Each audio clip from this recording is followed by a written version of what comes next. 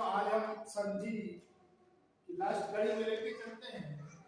संधि 3 प्रकार की होती है। नंबर 1 स्वर संधि, दूसरा जो है आपका व्यंजन संधि और तीसरा जो है आपका विसर्ग संधि है।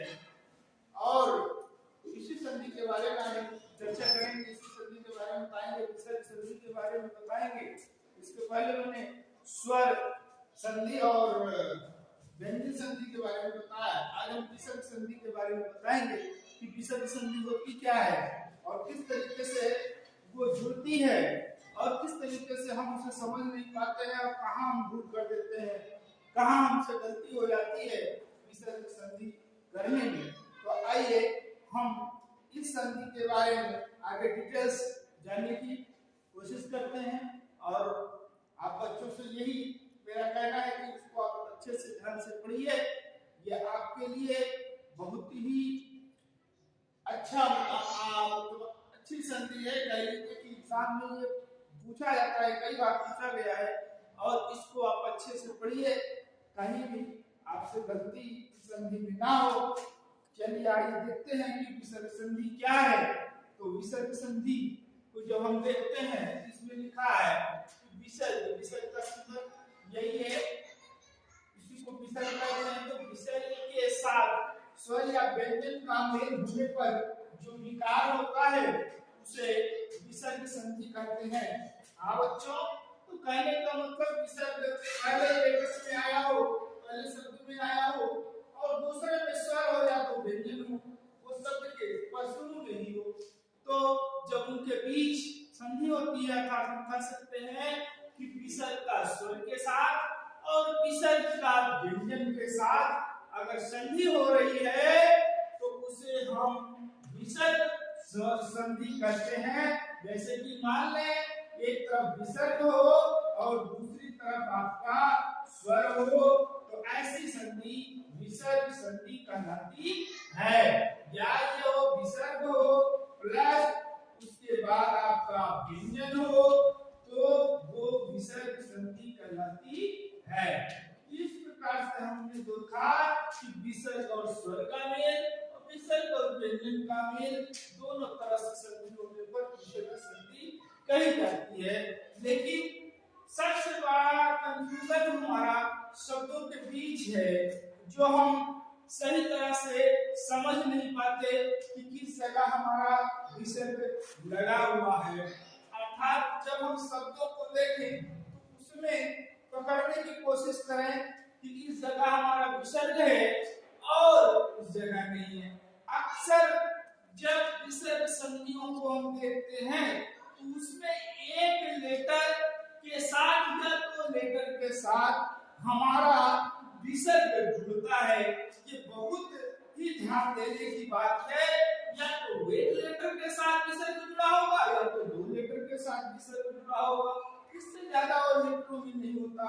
अर्थात जब 2 लेटर की कंडीशन में हमारे साथ विसर्ग जुड़े हुए हो तो उसके साथ ज्यादातर हम कभी लोग कर सकते हैं। इस प्रकार से हमने देखा कि जहाँ दो अक्षरों से जुड़े होने के बाद विसर्ग दिखाई देता है, वहां पर हम वो जोड़ दिए, उसके साथ और शब्द अलग जो हुआ है उसको भी जोड़ करके हमने बना दिया।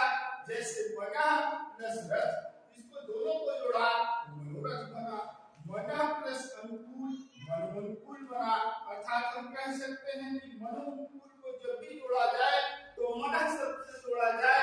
अर्थात मना शब्द जो है आपका ये विसर्ग संधि में होगा, अर्थात विसर्ग के साथ अनुकूल शब्द जुड़ा हुआ है, इसलिए हम इसको जब जोड़ देंगे तो ये मनोनुकूल में तब्दील हो जाएगा।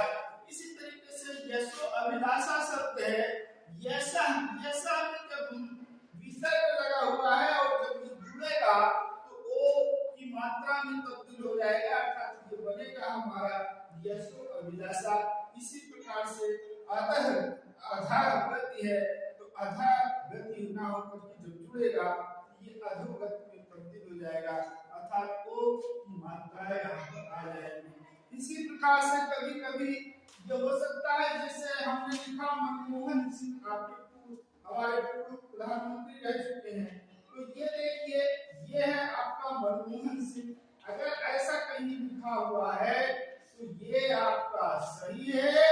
लेकिन अगर इस तरीके से कहीं लिखा हुआ है, एक ही साथ में लिखा हुआ है, तो ये निश्चित रूप से गलत हो जाएगा। अर्थात जब ये दोनों के बीच संधि होगी, अर्थात यहाँ पर संधि नहीं है, अगर इन दोनों के बीच संधि कराई जाएगी तो निश्चित ही वो मनमोहन ना होकर के मनमोहन शब्द बनेगा। अर्थात हम शब्द को इस प्रकार से लिखेंगे मनोमोहन।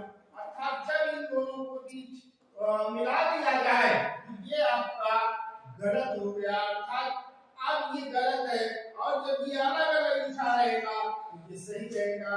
अर्थात इस प्रकार से अगर हमने लिखा मनमोहन तो ये आपका गलत है, अर्थात इसको हम गलत कहेंगे।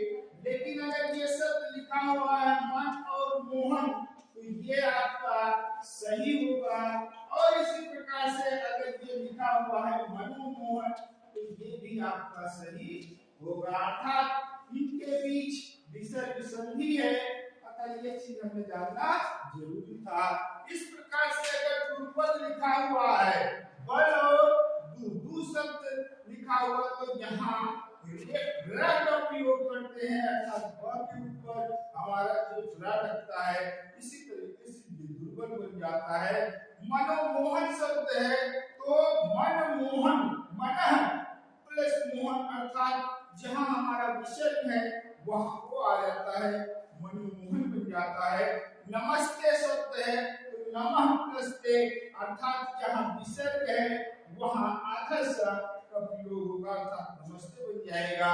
इसी प्रकार से तिरस्कार शब्द है, तिरह प्लस कार, जहां पर इस स का आधा यहाँ पर इस्तेमाल होगा, इस प्रकार से बन जाता है हमारा तिरस्कार। तो बच्चों इस प्रकार से हमने जो विसर्ग संधि के उदाहरण देखे बहुत ही आसान थे। इस प्रकार से अगर हम दो चार शब्दों को याद कर ले तो कभी भी किसी भी कंपटीशन में अगर विसर्ग संधि का एग्जाम्पल पूछा जाता है तो हम आसानी से उसको बता सकते हैं। तो इस प्रकार से बच्चों इसका विश्लेषण या इसका डिटेल्स हम किसी और वीडियो में डालेंगे, क्योंकि इस विसर्ग संधि को पूरा डिटेल्स बता पाना इस वीडियो में संभव नहीं है। इसलिए इसके आगे वाले वीडियो को देखने के लिए आप इस विसर्ग संधि का पार्ट 2 भाग देखिएगा, जिसमें आपको और ट्रिक के साथ अच्छे से समझाया जाएगा। हिंदी की अच्छी जानकारी पाने के लिए आप इस चैनल को लाइक, सब्सक्राइब और शेयर जरूर कीजिए। धन्यवाद।